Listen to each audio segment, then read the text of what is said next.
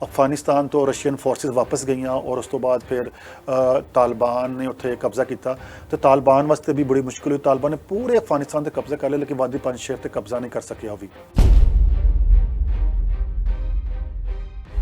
जो अहमद मसूद है वो किसी हद तक यह कहते हैं कि जी असी तालिबान की गौरमेंट तस्लीम नहीं करते। एक तरफ तो कहा जा रहा है कि शायद उन्होंने यह गल इस की है कि उन्हें जंग करना चाहते हैं। वो चाहते हैं कि साढ़े जो फ्लैग थले सारे जोड़े ने एंटी तालिबान इकट्ठे होने तो असी एक मजामत एक जंग जारी रखीए। कैनेडा ने जिहड़ा अपना जिहड़ा सुरक्षित बाहर कड्ढण दा मिशन सीगा वो भी स्टॉप कर लिया है। अमेरिका ने 31 तक कर लेना। ब्रिटेन भी कह रहा है कि असीं छेती ही बंद कर देना मिशन, क्योंकि असीं जिन्ना टाइम सुरक्षित हो सकिया उन्ना टाइम ही कढ सकते हैं, उस तो बाद नहीं कढ सकते। और सुनने च अगर 3 ਤੋਂ 4 दिन के 9000 तो ज़्यादा लोग जोड़े ने उन्होंने अफगानिस्तान को कढ़ के पाकिस्तान ले आया जाएगा। असी तो अपनी अखा नाल बम ब्लास्ट सारी चीज़ां देखियां सी। उन्होंने वक्त गुजारिया उस समय रोज़ ही लगता सी कि शायद असी जिस सड़क तो गुजर रहे हैं शायद इत्थे ही बम ब्लास्ट होएगा। सानू अपनी अपनी सियासत अपनी अपनी दुकान चलाने की कोई ज़रूरत नहीं। वो पाकिस्तान है, वो इंडिया है, वो चाइना है, वो अमरीका है, वो रशिया है। अपने मफाद की बजाय इंसानियत वास्ते काम करने की ज़रूरत है।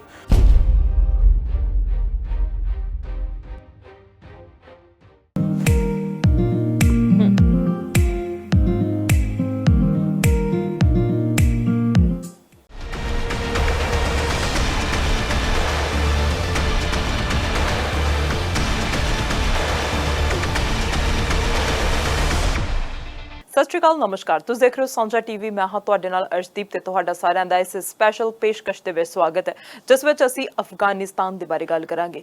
ਇਹ ਵੀ ਕਿਹਾ ਜਾ ਰਿਹਾ ਕੱਲ ਦਾ ਕਿ ਅਸੀਂ ਭੁੱਲਾਂਗੇ ਦਿਨ ਨਹੀਂ, ਬਖਸ਼ਾਂਗੇ ਨਹੀਂ, ਖੁਰਾ ਖੋਜ ਕੱਢਾਂਗੇ ਤੇ ਇਸ ਦੀ ਕੀਮਤ ਅਦਾ ਕਰਵਾਈ ਜਾਵੇਗੀ। ਇਹ ਕਹਿਣਾ ਹੈ ਜੋ ਬਾਈਡਨ ਦਾ।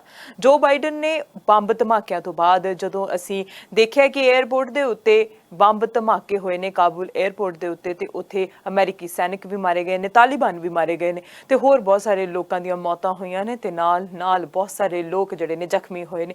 ਉਸ ਤੋਂ ਬਾਅਦ ਹੁਣ ਫਿਰ ਤੋਂ ਸੂਤਰਾਂ ਦੇ ਹਵਾਲੇ ਤੋਂ ਇਹ ਵੀ ਕਿਹਾ ਜਾ ਰਿਹਾ ਕਿ ਸ਼ਾਇਦ ਹੋਰ ਧਮਾਕੇ ਵੀ ਹੋ ਸਕਦੇ ਨੇ। ਪਰ ਹੁਣ ਸਥਿਤੀ ਕੀ ਬਣੀ ਹੋਈ ਹੈ? ਭਾਰਤ ਦੀ ਕੀ ਸਥਿਤੀ ਬਣੀ ਹੋਈ ਹੈ? ਪਾਕਿਸਤਾਨ ਦੀ ਕੀ ਸਥਿਤੀ ਬਣੀ ਹੋਈ ਹੈ? ਤਾਲਿਬਾਨੀਆਂ ਦਾ ਰਾਜ ਕਿਸ ਤਰ੍ਹਾਂ ਹੋ ਸਕਦਾ? ਕਿਉਂਕਿ ਜਦੋਂ ਤਾਲਿਬਾਨੀਆਂ ਦੀਆਂ ਅਸੀਂ ਖਬਰਾਂ ਸੁਣਦੇ ਹਾਂ ਤਾਂ ਖਬਰਾਂ ਦੇ ਵਿੱਚ ਜਿਹੜਾ ਕਿਹਾ ਜਾ ਰਿਹਾ ਕਿ ਸ਼ਾਇਦ ਜਿਹੜਾ ਜੇ ਪਹਿਲਾਂ ਵਾਲੇ 20 ਸਾਲ ਪਹਿਲਾਂ ਵਾਲੇ ਤਾਲਿਬਾਨੀਆਂ ਦੀ ਸੋਚ ਹੋਏਗੀ ਤਾਂ ਜਿਹੜਾ ਫਿਊਚਰ ਹੈ ਉਹ ਵਧੀਆ ਨਹੀਂ ਹੋਏਗਾ। ਕਿਉਂਕਿ ਜੇ ਰਸ਼ੀਆ ਦੀ ਗੱਲ ਕਰ ਲਈਏ, ਚੀਨ ਦੀ ਗੱਲ ਕਰ ਲਈਏ, ਉਹ ਤਾਂ ਕਹਿ ਰਹੇ ਨੇ ਕਿ ਅਸੀਂ ਮਨਜ਼ੂਰੀ ਦੇ ਦਿੱਤੀ ਹੈ ਕਿ ਦੂਜੇ ਦੇਸ਼ ਵੀ ਇਹਨਾਂ ਨੂੰ ਅਪਣਾਉਣਗੇ। ਕੀ ਭਵਿੱਖ ਹੋ ਸਕਦਾ, ਕੀ ਕਿਆਸਰਾਈਆਂ ਲੱਗ ਰਹੀਆਂ ਨੇ, ਇਹ ਸਭ ਬਾਰੇ ਗੱਲ ਕਰਾਂਗੇ। ਅੱਜ ਸਟੂਡੀਓ ਦੇ ਵਿੱਚ ਪਹੁੰਚੇ ਹੋਏ ਨੇ ਸੀਨੀਅਰ ਜਰਨਲਿਸਟ ਮਿਸਟਰ ਕਾਮਰਾਨ ਗੁਰਾਇਆ। आओ उन्होंने स्वागत करते हैं तो उन्होंने नाल गलबात करते हैं। कामरान जी स्वागत है जी। सत श्री अकाल। बहुत शुक्रिया। सो कामरान जी, आप पिछली बार अफगानिस्तान के बारे गल की सी, तालिबान के बारे गल की सी, हुण धमाके होए ने। सब तो पहला जिहड़ी लेटेस्ट न्यूज़ हैगी है ਉਹਨੂੰ किस तरह देखते?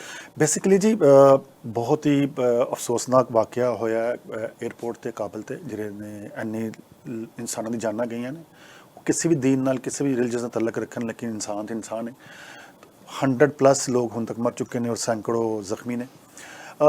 ਇਹਦੇ ਬਾਰੇ ਪਹਿਲੇ ਵੀ ਗੱਲਾਂ ਕੀਤੀ ਜਾ ਰਹੀ ਸੀ। ਅਮਰੀਕਨ ਇੰਟੈਲੀਜੈਂਸ ਰਿਪੋਰਟ ਵੀ ਸਨ ਔਰ ਕੁਝ ਤਾਲਿਬਾਨ ਦੇ ਲੋਕ ਵੀ ਕਹਿ ਰਹੇ ਸਨ ਕਿ ਅਸੀਂ ਚਾਹ ਰਹੇ ਹਾਂ ਕਿ ਜਿਹੜਾ ਇਨਕਲਾਬ ਹੈ, ਜਿਹੜੇ ਇੱਥੇ ਲੋਕ ਨੇ ਗੈਰ ਮੁਲਕੀ ਫੌਜਾਂ ਨੇ, ਉਹ ਜਲਦੀ ਨਿਕਲਣ ਕਿਉਂਕਿ ਕੋਈ ਪ੍ਰੋਬਲਮ ਹੋ ਸਕਦਾ। ਤੇ ਅਮਰੀਕਨ ਇੰਟੈਲੀਜੈਂਸ ਨੇ ਇਹ ਕਿਹਾ ਸੀ ਕਿ ਤਾਲਿਬਾਨ ਜਿਹੜੇ ਨੇ ਉਹ ਮਸਰ ਜਿਹੜੀ ਗ੍ਰਿਫਤ ਨਹੀਂ ਲੈ ਰਹੇ ਆ ਜਿੰਨੇ ਵੀ ਦਹਿਸ਼ਤਗਰਦ ਤਨਜ਼ੀਮਾਂ ਨੇ, ਲਿਹਾਜ਼ਾ ਇਸ ਵਜ੍ਹਾ ਤੋਂ ਕੋਈ ਪ੍ਰੋਬਲਮ ਹੋ ਸਕਦਾ। ਲੇਕਿਨ ਤਾਲਿਬਾਨੀਆਂ ਜਿਹੜੇ ਤਾਲਿਬਾਨ ਉਹਨਾਂ ਦਾ ਪੁਆਇੰਟ ਹੋਇਆ ਸੀ ਕਿ ਹਜੇ ਤੱਕ ਸੀ ਮੁਕੰਮਲ ਕੰਟਰੋਲ ਜਾਂ ਮੁਕੰਮਲ ਗੌਰਮੈਂਟ ਜਿਹੜੀ ਨੇ ਫਾਲ ਨਹੀਂ ਕਰ ਸਕੇ। ਉਹਦੀ ਵਜ੍ਹਾ ਹੈ ਕਿ ਜਿਸਲੇ ਹੀ ਗੈਰ ਮੁਲਕੀ ਫੋਰਸਿਸ ਹੋ ਜਾਣਗੀਆਂ ਤੇ ਅਸੀਂ ਮੁਕੰਮਲ ਆਪਣਾ ਗੌਰਮੈਂਟ ਫਾਲ ਕਰਾਂਗੇ, ਫਿਰ ਅਸੀਂ ਬਹੁਤ ਸਾਰੀ ਚੀਜ਼ਾਂ ਐਡਰੈਸ ਕਰਾਂਗੇ। ਬਹਰਹਾਲ ਜੀ ਇਹ ਬਹੁਤ ਅਫਸੋਸਨਾਕ ਵਾਕਿਆ ਹੋਇਆ। ਅਮਰੀਕਨ ਜਾਨਾਂ ਗਈਆਂ, ਲੋਕਲ ਜਾਨਾਂ ਗਈਆਂ, ਸਭ ਲੋਕ ਜਿਹੜੇ ਨੇ ਅਫਸਰਦਾ ਨੇ, ਪਰੇਸ਼ਾਨ ਨੇ। ਇਹਦਾ ਪਾਕਿਸਤਾਨ ਨੂੰ ਵੀ ਬਹੁਤ ਜ਼ਿਆਦਾ ਤੇ ਅਸਰ ਪਿਆ, ਬਿਕੋਜ਼ ਪਾਕਿਸਤਾਨ ਇਸ ਖਿੱਤੇ ਦੇ ਵਿੱਚ ਅਮਨ ਚਾਹੁੰਦਾ ਹੈ। ਅਗਰ अफगानिस्तान अमन नहीं होएगा तो पाकिस्तान अमन भी नहीं होएगा। बहरहाल ये सारी सूरत हाल के पेश नज़र मेरी इन्फॉर्मेशन है कि सन का नुकसान तालिबान का होया। तालिबान के कोई 25 तो ज़्यादा जो जंगजू ने वो इतने हलाक हुए ने। फिर अमेरिकन ने, सिविलियंस ने, होर भी ने, तो बहुत खौफनाक चीज़ है। और तालिबान जो है वो उन्होंने ਸੁਣਨ ਚ ਆਇਆ ਕਿ ਆਪਣੀ ਸਿਕਿਉਰਿਟੀ ਬਹੁਤ ਸਖਤ ਕਰਨ ਦੀ ਗੱਲ ਕੀਤੀ ਹੈ ਔਰ ਉਹਨਾਂ ਨੇ ਕੋਈ ਕਿਹਾ ਕਿ ਅਸੀਂ 4-5 ਹਸਾਰ ਬਣਾਵਾਂਗੇ ਜਾਂ ਇਦਾਰੇ ਬਣਾਵਾਂਗੇ ਸਿਕਿਉਰਿਟੀ ਦੇ ਉੱਥੇ 에ਅਰਪੋਰਟ ਤੇ। ਨਾਲ ਉਹਨਾਂ ਨੇ ਰਿਕੁਐਸਟ ਕੀਤੀ ਹੈ ਅਮਰੀਕਨਸ ਨੂੰ ਵੀ ਔਰ ਦੂਸਰੇ ਵੀ ਗੈਰ ਮੁਲਕੀ ਜਿਹੜੀ ਫੋਰਸਿਸ ਨੇ ਕਿ ਤੁਸੀਂ ਜਲਦੀ ਤੋਂ ਜਲਦੀ ਆਪਣਾ ਇਨਖਲਾ ਕਰੋ। ਅੱਛਾ ਕਾਮਰਾਨ ਜੀ, ਜਿਹੜਾ ਇਹ ਹਮਲਾ ਹੋਇਆ ਹੈ ਇਹਦੀ ਜ਼ਿੰਮੇਵਾਰੀ ISIS ਨੇ ਲਈ ਆ। ਉਹ ਕਹਿੰਦੇ ਕਿ ਅਸੀਂ ਤਾਂ ਜਿਹੜੇ ਇਹ ਧਮਾਕੇ ਕੀਤੇ ਨੇ, ਨਾ ਕਿ ਤਾਲਿਬਾਨ ਨੇ ਕੀਤੇ ਨੇ। ਹੁਣ ਖੁਰਸਾਨ ਦੀ ਗੱਲ ਆ ਰਹੀ ਹੈ, ਇਹ ਜਿਹੜੇ ਤਾਰ ਜੋੜੇ ਜਾ ਰਹੇ ਆ ਖੁਰਸਾਨ ਦੇ ਨਾਲ ਜੋੜੇ ਜਾ ਰਹੇ ਆ। ਪਹਿਲਾਂ ਖੁਰਸਾਨ ਬਾਰੇ ਦੱਸੋ, ਹੈ ਕੌਣ? ਬੇਸਿਕਲੀ ਖੁਰਸਾਨ ਇੱਕ ਇਲਾਕਾ ਹੈ ਅਫਗਾਨਿਸਤਾਨ ਦੇ ਵਿੱਚ। ਅਸਲ ਜਿਹੜੇ ਨਾ ਦਾਇਸ਼ ਵੀ ਇੱਕ ਖੁਰਸਾਨ ਮੂਵਮੈਂਟ ਵੀ ਹੈ। ਇਹਨਾਂ ਦੀ ਡਿਵੈਲਪਮੈਂਟ ਬੜੀ ਡਿਫਰੈਂਟ ਹੈ। ਇਹ ਚਾਹ ਰਹੇ ਨੇ ਔਰ ਕਹਿਣਾ ਇਹਨਾਂ ਦਾ ਪੁਆਇੰਟ ਵੀ ਹੈ ਕਿ ਅਸੀਂ ਗਜ਼ਵਾ ਹਿੰਦ ਸ਼ੁਰੂ ਕੀਤਾ। ਗਜ਼ਵਾ ਹਿੰਦ ਦਾ ਇੱਕ ਪੱਸੇ ਮੰਜ਼ਰ, ਇੱਕ ਬੈਕਗਰਾਉਂਡ ਹੈ।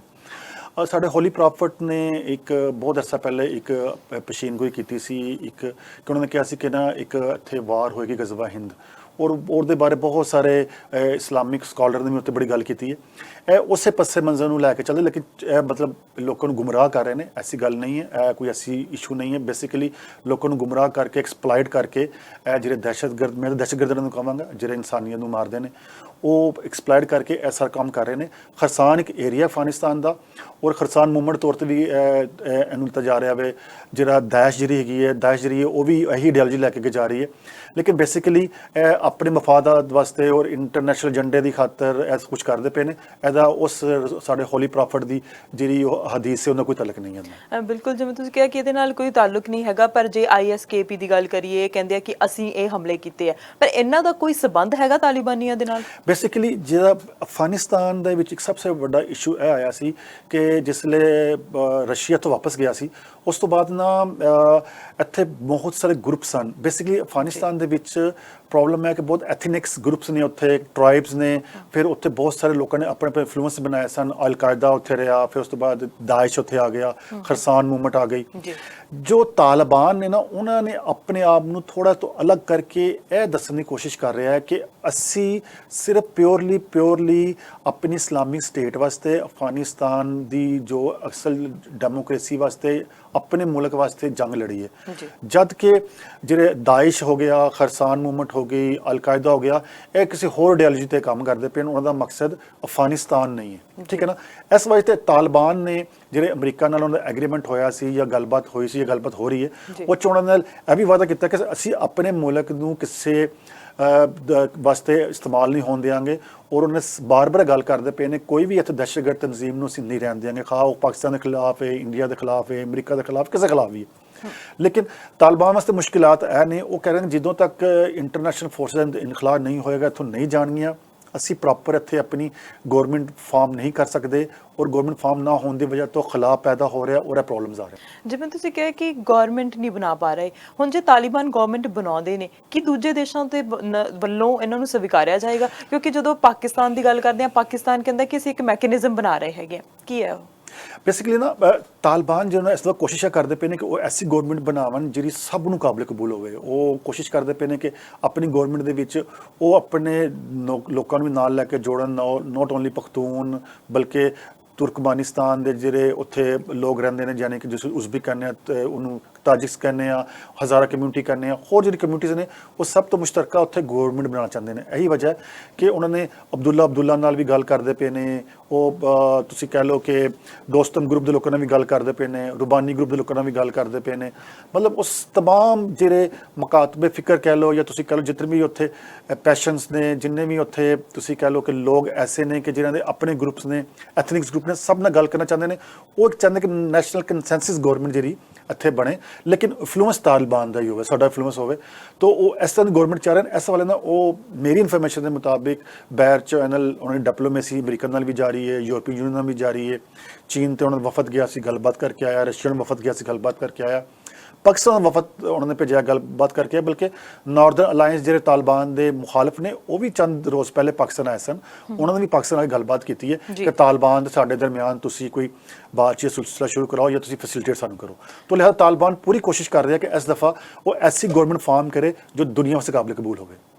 ਜਿਵੇਂ ਤਾਲਿਬਾਨਾਂ ਦੀ ਗੱਲ ਕੀਤੀ ਜਾ ਰਹੀ ਹੈ ਕਿ ਉਹ ਅਬਦੁੱਲਾ ਨਾਲ ਵੀ ਗੱਲ ਕਰ ਰਹੇ ਹੈਗੇ ਨੇ, ਉਹ ਹੋਰ ਜਿਹੜੀਆਂ ਗੱਲਾਂ ਹੈਗੀਆਂ ਨੇ ਉਹ ਕਰ ਰਹੇ ਨੇ, ਹੋਰਾਂ ਜੇ ਕੋਈ ਬਣੇ ਹੋਏ ਗਰੁੱਪਸ ਉਹਨਾਂ ਨਾਲ ਗੱਲ ਕਰ ਰਹੇ ਹੈਗੇ ਨੇ ਤਾਂ ਕਿ ਗੱਲ ਕਰਕੇ ਇੱਕ ਗਵਰਨਮੈਂਟ ਫਾਰਮ ਕੀਤੀ ਜਾਵੇ। ਇਹ ਹੈ ਕਿ ਕੋਈ ਲੜਾਈ ਝਗੜਾ ਨਾ ਹੋਵੇ, ਸ਼ਾਂਤੀਪੂਰਨ ਕੁਝ ਕੰਮ ਜਿਹੜਾ ਉਹ ਕੀਤਾ ਜਾਵੇ। ਹੁਣ ਇਹਦੇ ਵਿੱਚ ਵਾਦੀ ਪੰਜਸ਼ੇਰ ਦੀ ਗੱਲ ਕਰ ਲੈਂਦੇ ਆ, ਉਹ ਥਾਂ ਜਿਹਨੂੰ ਕੋਈ ਨਹੀਂ ਜਿੱਤ ਪਾਇਆ, ਉਸ ਦੇ ਬਾਰੇ ਦੱਸੋ, ਉਹਦੀ ਹਿਸਟਰੀ ਦੇ ਬਾਰੇ ਦੱਸੋ, ਬੈਕਗ੍ਰਾਉਂਡ ਵੀ ਹੈ ਕੀ, ਤੇ ਉਹਦੇ ਮੁਖੀ ਕੌਣ ਹੈਗੇ ਨੇ, ਉਹਨਾਂ ਦੇ ਨਾਲ ਕਿਸ ਤਰ੍ਹਾਂ ਦੀ ਗੱਲਬਾਤ ਜਿਹੜੀ ਕੀਤੀ ਜਾ ਰਹੀ ਹੈ। ਵਾਦੀ ਪੰਜਸ਼ੇਰ ਇੱਕ ਬਹੁਤ ਮੁਸ਼ਕਲ ਏਰੀਆ ਹੈ, ਉਹ ਕੋਈ ਅਰਾਊਂਡ 100 ਕਿਲੋਮੀਟਰ ਜਾਂ ਮਾਈਲ ਦੂਰ ਹੈ ਕਾਬਲ ਤੋਂ ਹੈਗਾ। ਉਹਦੀ ਹਿਸਟਰੀ ਬੜੀ ਜ਼ਬਰਦਸਤ ਹੈ ਜੀ। ਲਾਸਟ 40 ਈਅਰਸ ਜਿਹੜੇ ਨੇ ਈਵਨ ਜਦੋਂ ਰਸ਼ੀਆ ਨੇ ਵੀ ਅਫਗਾਨਿਸਤਾਨ 'ਤੇ ਕਬਜ਼ਾ ਕੀਤਾ, ਉਦੋਂ ਰਸ਼ੀਅਨ ਵੀ ਜਿਹੜੇ ਸਨ ਵਾਦੀ ਪੰਜਸ਼ੇਰ ਨੂੰ ਮੁਕੰਮਲ ਤੌਰ 'ਤੇ ਕਬਜ਼ਾ ਨਾ ਕਰ ਪਾਏ। ਉੱਥੇ ਬਹੁਤ ਉਹਨਾਂ ਦੇ ਵੱਡੇ, ਤੁਸੀਂ ਉਹਨਾਂ ਉਸ ਵਕਤ ਫਰੀडम ਫਾਈਟਰ ਕਹਿ ਲਓ, ਜੰਗਜੂ ਕਹਿ ਲਓ, ਅਹਿਮਦ ਸ਼ਾਹ ਮਸੂਦ ਸਨ, ਜੋ ਉਹਨਾਂ ਦੇ ਏਰੀਆ ਦੇ ਹੀਰੋਜ਼ ਨੇ, ਜਿਹਨੂੰ ਆਪਣਾ ਹੀਰੋ ਮੰਨਦੇ ਨੇ, ਜਿਹਨੂੰ ਆਪਣਾ ਉਹ ਸ਼ੇਰ ਕਹਿੰਦੇ ਨੇ।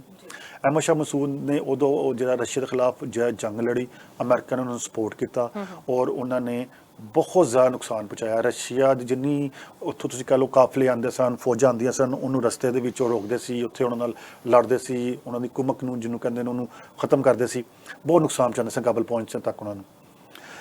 ਜਦੋਂ ਉਸ ਤੋਂ ਬਾਅਦ ਅਫਗਾਨਿਸਤਾਨ ਤੋਂ ਰਸ਼ੀਅਨ ਫੋਰਸਿਸ ਵਾਪਸ ਗਈਆਂ ਔਰ ਉਸ ਤੋਂ ਬਾਅਦ ਫਿਰ ਤਾਲਿਬਾਨ ਨੇ ਉੱਥੇ ਕਬਜ਼ਾ ਕੀਤਾ, ਤੇ ਤਾਲਿਬਾਨ ਵਾਸਤੇ ਵੀ ਬੜੀ ਮੁਸ਼ਕਿਲ ਹੋਈ। ਤਾਲਿਬਾਨ ਨੇ ਪੂਰੇ ਅਫਗਾਨਿਸਤਾਨ 'ਤੇ ਕਬਜ਼ਾ ਕਰ ਲਿਆ, ਲੇਕਿਨ ਵਾਦੀ ਪੰਜਸ਼ੇਰ 'ਤੇ ਕਬਜ਼ਾ ਨਹੀਂ ਕਰ ਸਕਿਆ ਉਹ ਵੀ।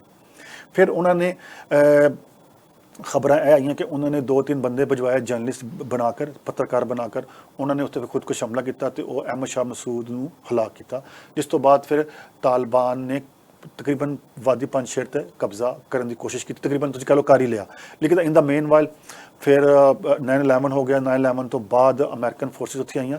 ਫਿਰ ਵਾਦੀ ਪੰਜਸ਼ੇਰ ਹੀ ਇਲਾਕਾ ਸੀ ਜਿੱਥੇ ਤਮਾਮ ਐਂਟੀ ਤਾਲਿਬਾਨ ਲੋਕ ਇਕੱਠੇ ਹੋਏ, ਜਿਹਨੂੰ ਨਾਰਦਰਨ ਅਲਾਇੰਸ ਕਿਹਾ ਗਿਆ, ਔਰ ਉਹਨਾਂ ਹੀ ਕਿਆਦਤ ਕੀਤੀ, ਉਸ ਏਰੀਆ ਨੇ ਉਸ ਜਗ੍ਹਾ ਦੀ ਕਿਆਦਤ ਕੀਤੀ।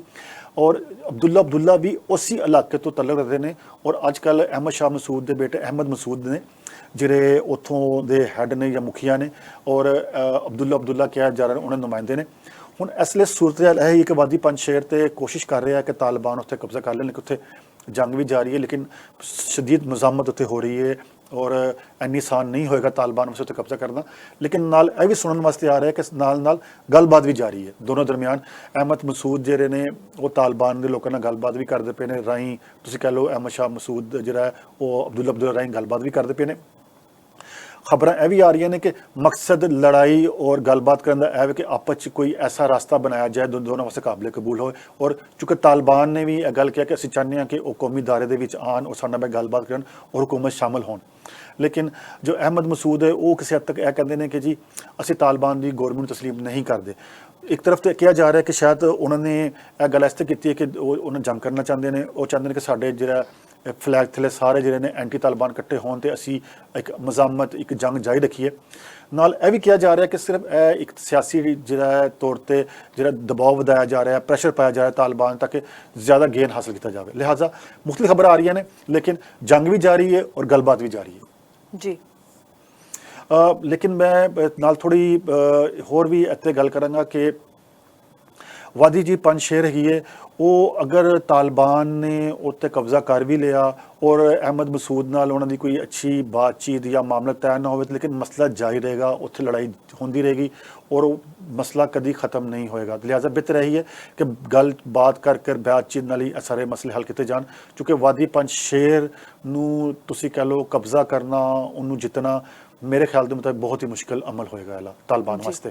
ਦੇਖਦੇ ਹਾਂ ਫਿਊਚਰ 'ਚ ਕੀ ਹੁੰਦਾ ਹੈ, ਲੇਕਿਨ ਬਹਰਹਾਲ ਦੱਸਿਆ ਹੀ ਜਾ ਰਿਹਾ ਕਿ ਤਾਲਿਬਾਨ ਇੱਕ ਤਰਫ ਪੂਰਾ ਪ੍ਰੈਸ਼ਰ ਪਾ ਰਿਹਾ, ਚਾਰੋਂ ਤਰਫ ਉਹਨਾਂ ਨੂੰ ਏਰੀਆ ਨੂੰ ਘੇਰਿਆ ਹੋਇਆ ਉਹਨਾਂ ਨੇ, ਔਰ ਕੁਝ ਖਬਰਾਂ ਇਹ ਵੀ ਆ ਰਹੀ ਕਿ ਉਹ ਅੰਦਰ ਦਾਖਲ ਵੀ ਹੋ ਗਏ ਨੇ, ਕੁਝ ਖਬਰਾਂ ਇਹ ਵੀ ਆ ਰਹੀ ਅੰਦਰ ਦਾਖਲ ਨਹੀਂ ਹੋਏ, ਉਹ ਗੱਲਬਾਤ ਕਰ ਰਹੇ ਨੇ।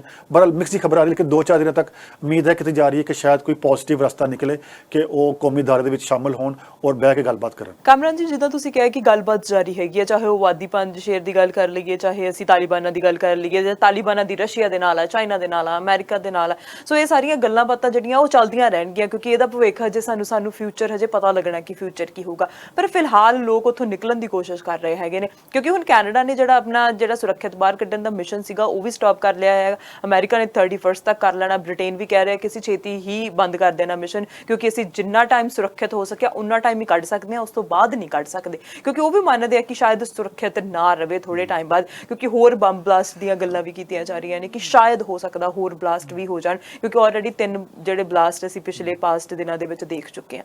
ਹੁਣ ਜਦੋਂ ਪਾਕਿਸਤਾਨ ਦੀ ਗੱਲ ਆਉਂਦੀ ਹੈ, ਪਾਕਿਸਤਾਨ ਦੇ ਵਿੱਚ ਵੀ ਬਹੁਤ ਸਾਰੇ ਫੋਰਨਰ ਆ ਰਹੇ ਨੇ, ਉੱਥੇ ਹੋਟਲਸ ਦੇ ਵਿੱਚ ਜਿਹੜਾ ਉਹ ਬੰਦ ਕਰ ਦਿੱਤੇ ਗਏ ਨੇ, ਕੀ ਪ੍ਰੋਪਰ ਖਬਰ ਹੈ, ਫੋਰਨਰਸ ਉੱਥੇ ਕਿਉਂ ਜਾ ਰਹੇ ਨੇ? ਬੇਸਿਕਲੀ ਬਹੁਤ ਸਾਰਾ ਅੱਛਾ ਕੁਐਸਚਨ ਹੈ ਔਰ ਰੈਲੀਵੈਂਟ ਕੁਐਸਚਨ ਹੈ। ਸਨ ਅਹਿਮ ਗੱਲ ਇਹ ਹੈ ਕਿ ਹੁਣ ਥੋੜ੍ਹਾ ਜਿਹੜੇ ਸਾਡੇ ਉੱਤੇ ਗੈਰ ਮੁਲਕੀ ਨੇ ਜਾਂ ਇੱਕ ਫੋਰਨਰ ਨੇ ਜਾਂ ਸਪੈਸ਼ਲ ਫੌਜੀ ਨੇ, ਉਹਨਾਂ ਦੇ ਪਰਸਨਲ ਸਟਾਫ ਦੇ ਬੰਦੇ ਨੇ, ਹੁਣ ਪ੍ਰੋਬਲਮ ਇਹ ਆ ਰਿਹਾ ਕਿ ਉਹਨਾਂ ਨੂੰ ਫੌਜ ਤੋਂ ਫਲਾਈ ਕਰਾਉਣਾ ਅਮਰੀਕਾ ਵਾਸਤੇ, ਯੂਕੇ ਵਾਸਤੇ, ਯੂਰਪ ਥੋੜ੍ਹਾ ਮੁਸ਼ਕਿਲ ਆ ਰਿਹਾ ਸੀ।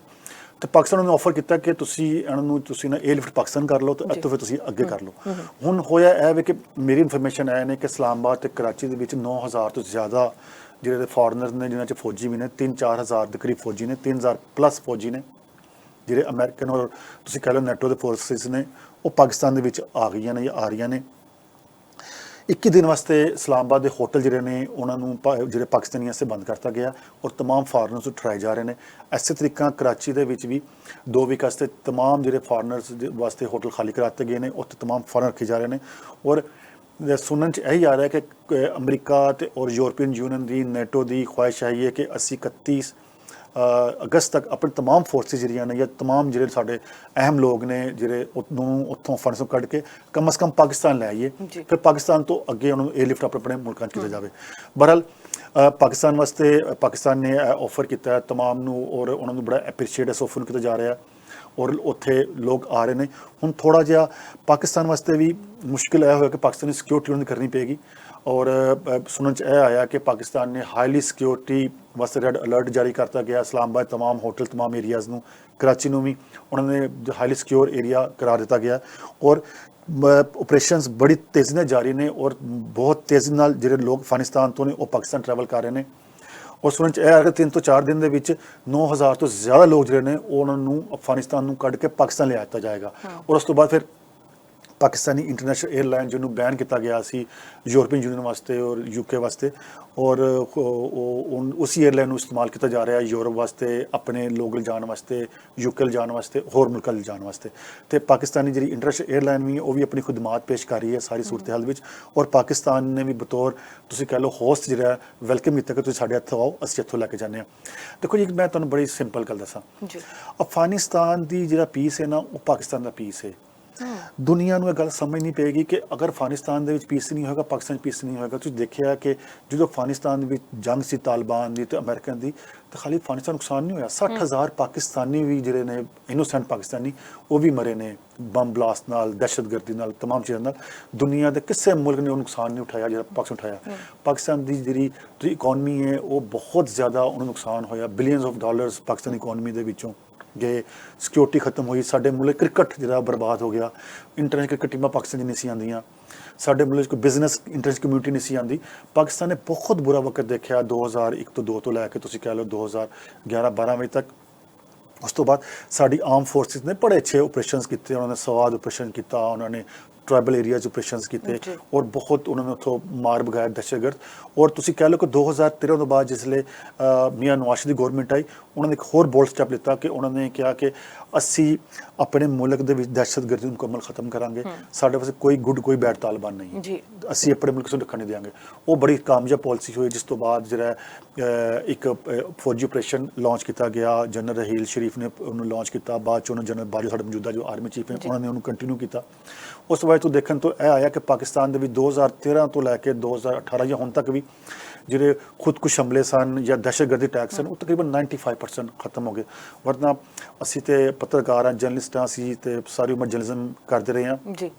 ਮੈਨੂੰ ਉਹ ਵੀ ਦਿਨ ਯਾਦ ਹੈ ਕਿ ਮਤਲਬ I work in Khabrein, daily Khabrein as channel 5 is a big organisation over there. ਸਾਡੇ ਤੋਂ ਕੋਈ ਚੰਦ ਗਜ਼ ਦੂਰ ਇੱਕ ਸਾਡੀ ਏਜੰਸੀ ਹੈ FIA, ਫੈਡਰਲ ਇਨਵੈਸਟੀਗੇਸ਼ਨ ਏਜੰਸੀ ਨੂੰ ਅਸੀਂ ਬੋਲਦੇ ਹਾਂ। ਉਹਨਾਂ ਦੇ ਹੈੱਡ ਆਫਿਸ ਦੇ ਵਿੱਚ ਉਹਨੂੰ ਮਾਰ ਰੋਡ 'ਤੇ ਕਹਿੰਦੇ ਧਮਾਕਾ ਹੋਇਆ ਸੀ ਤੇ ਮੈਂ ਆਪਣੇ ਆਫਿਸ ਹਾਂ ਤੇ ਮੈਨੂੰ ਜੈਸੇ ਲੱਗਾ ਕਿ ਮੇਰੇ ਆਫਿਸ ਦੀ ਬਿਲਡਿੰਗ ਗਿਰ ਗਈ ਹੈ, ਸਾਡੇ ਪੂਰੇ ਸਟੂਡੀਓ ਦੇ ਸ਼ੀਸ਼ੇ ਟੁੱਟ ਗਏ। ਮਤਲਬ ਕਿ ਆਪ ਤੁਸੀਂ ਬਿਲੀਵ ਨਹੀਂ ਕਰ ਸਕਦੇ ਕਿ ਸਾਨੂੰ ਜੈਸਾ ਫੀਲ ਹੋ ਕਿ ਸਾਡੇ ਜਿਹੜਾ ਨਾ ਪੂਰੀ 9 ਫਲੋਰ ਬਿਲਡਿੰਗ ਸੀ, ਉਹ ਸਰ ਗਿਰ ਗਈ ਨੀਚੇ। ਅਸੀਂ ਤਾਂ ਇਹੀ ਸਮਝੇ ਸ਼ਾਇਦ ਸਾਡੇ ਨਾ ਦਫ਼ਤਰ ਵੀ ਧਮਾਕਾ ਹੋ ਗਿਆ, ਉਹਨਾਂ ਦੀ ਸੀਲਿੰਗ ਸਨ ਉਹ ਗਿਰ ਗਈਆਂ।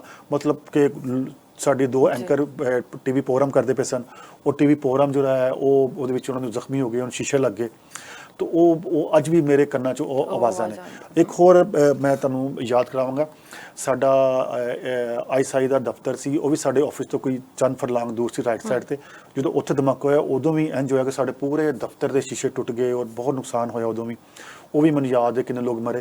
ਤਾਂ ਅਸੀਂ ਤਾਂ ਆਪਣੀ ਅੱਖਾਂ ਨਾਲ ਬੰਬ ਬਲਾਸਟ ਸਾਰੀ ਚੀਜ਼ਾਂ ਦੇਖੀਆਂ ਸੀ, ਉਹਨਾਂ ਵਕਤ ਗੁਜ਼ਾਰਿਆ। ਉਹ ਸਾਨੂੰ ਰੋਜ਼ ਇਹੀ ਲੱਗਦਾ ਸੀ ਕਿ ਸ਼ਾਇਦ ਅਸੀਂ ਜਿਸ ਸੜਕ ਤੋਂ ਗੁਜ਼ਰ ਰਹੇ ਹਾਂ ਸ਼ਾਇਦ ਇੱਥੇ ਹੀ ਬੰਬ ਬਲਾਸਟ ਹੋਏਗਾ।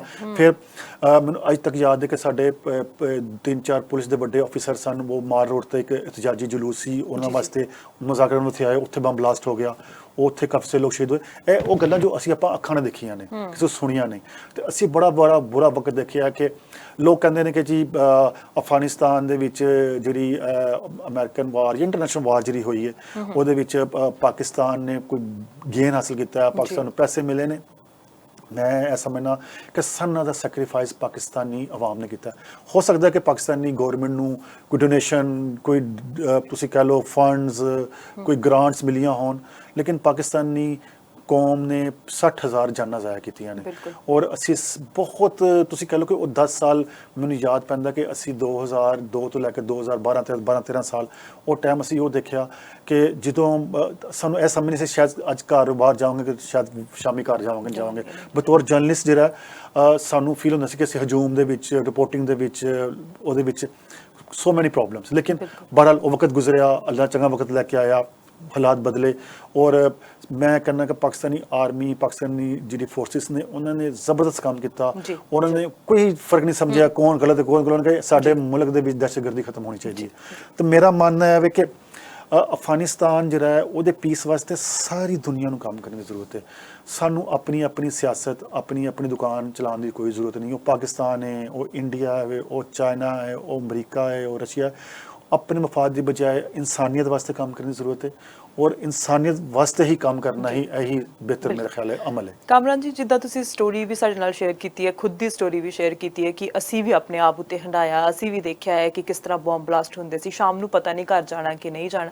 ਕਿਉਂਕਿ ਜਦੋਂ ਗੋਲੀਆਂ ਚੱਲਦੀਆਂ ਨੇ, ਬੰਬ ਧਮਾਕੇ ਹੁੰਦੇ ਨੇ, ਉਹ ਇਹ ਨਹੀਂ ਦੇਖਦੇ ਕਿ ਅਸੀਂ ਪਾਕਿਸਤਾਨੀ ਹੈ ਜਾਂ ਅਸੀਂ ਇੰਡੀਅਨ ਹੈ ਜਾਂ ਅਸੀਂ ਕੈਨੇਡੀਅਨ ਹੈ ਜਾਂ ਅਸੀਂ ਅਮਰੀਕਨ ਹੈ। ਉਹ ਸਿਰਫ ਤੇ ਸਿਰਫ ਨੁਕਸਾਨ ਕਰਨਾ ਚਾਹੁੰਦੇ ਨੇ। ਉਹ ਨੁਕਸਾਨ ਹੁੰਦਾ ਮਨੁੱਖਤਾ ਦਾ, ਨੁਕਸਾਨ ਹੁੰਦਾ, ਇਹ ਆਮ ਲੋਕਾਂ ਦਾ ਨੁਕਸਾਨ ਹੁੰਦਾ, ਹੋਰ ਕਿਸੇ ਦਾ ਇਹਦੇ ਵਿੱਚ ਕੋਈ ਵੀ ਨੁਕਸਾਨ ਨਹੀਂ ਹੁੰਦਾ।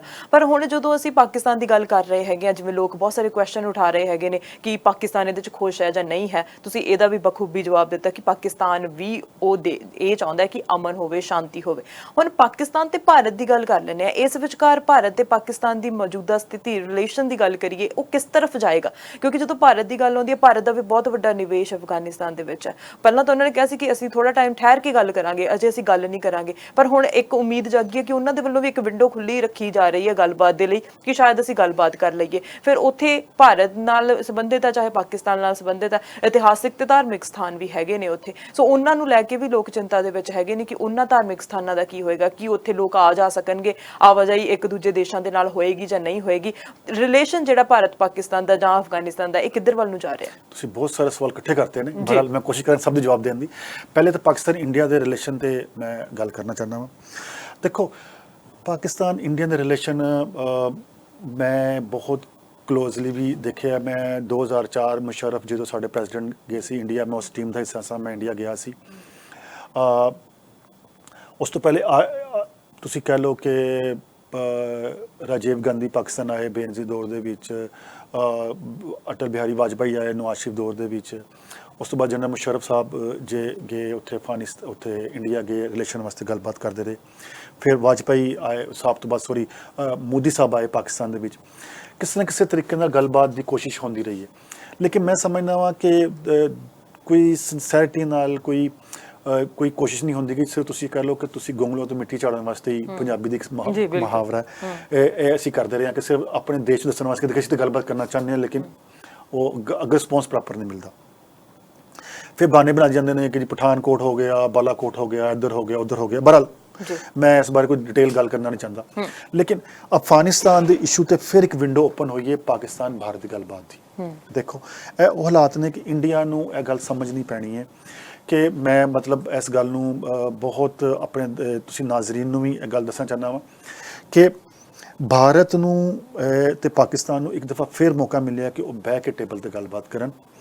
ਅਫਗਾਨਿਸਤਾਨ ਦਾ ਪੀਸ ਪਾਕਿਸਤਾਨ ਵਾਸਤੇ ਵੀ ਉਨਾ ਜ਼ਰੂਰੀ ਹੈ, ਭਾਰਤ ਵਾਸਤੇ ਵੀ ਉਨਾ ਜ਼ਰੂਰੀ ਹੈ।